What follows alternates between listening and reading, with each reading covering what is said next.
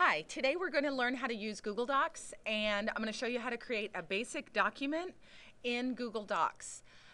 If you go to your Start menu, you can launch an internet browser like Firefox or Internet Explorer, and you'll see right away that I'm not logged in because up here on the top right, I don't see an email address. So I'm going to sign in, and I have an account so it remembers my email and password, or you can create a new account real quickly by using your primary email and a password.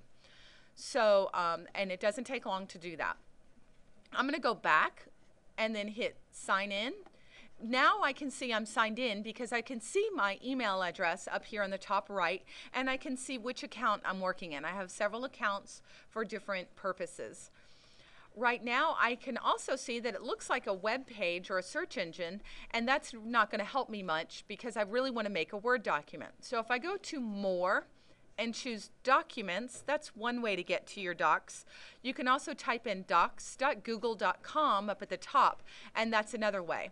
If you're brand new to this, you wouldn't see anything here in the right pane because you wouldn't have created anything. You may see things under shared if other things have been shared with you. I'm going to go back to my all items, and I'm going to go to create new. I'm going to go to document.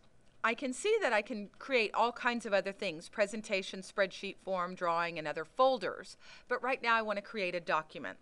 When I get into my document, it looks similar to Word because that's what it's supposed to act like. It has a menu similar to Word and tools that are similar to Word. Right here where it says Untitled Document, I can title my document.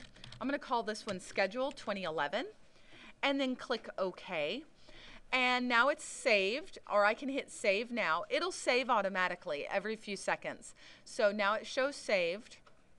And I can add in a header, insert, header, and I can type in what I need to up at the top. I'm big on headers so that it shows up on all your different pages and you don't have to retype them at the top. I can change the format of this text, change the size of the text, type of the text, etc., just like in Word.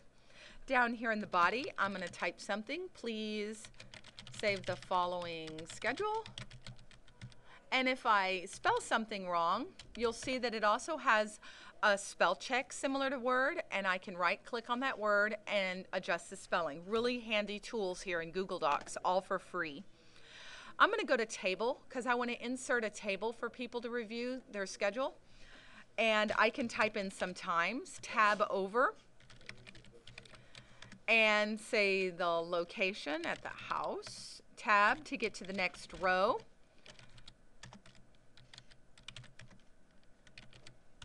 And another tab there to get down to another area.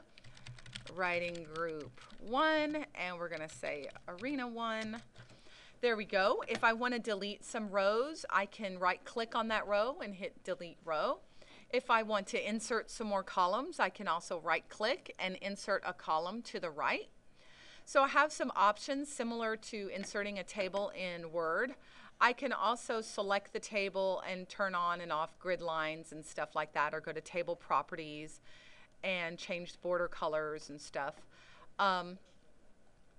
If I want to send this document or print it, I would go to File. Print Preview would let me see what it's going to look like before I start wasting ink and paper. So it takes it a little bit to load sometimes. Sometimes it'll crash, but your document's saved automatically. You can go back to your docs. And it's taking quite a few seconds to load. I'm going to close my print preview and try again. Go to print preview. Let's see, that time it loaded faster. And I can see if I like it or not. I can print from here, close print preview. I can also download the document to save onto my computer as a PDF or a Word file for editing later. I can also share the document over here to the right and type in people's email addresses to share it with, or I can email it as an attachment. You have several options up here, HTML, PDF, or Word, and you can type a message and email addresses to send it to those people. That's it for today. I'll get into more details later on about sharing documents.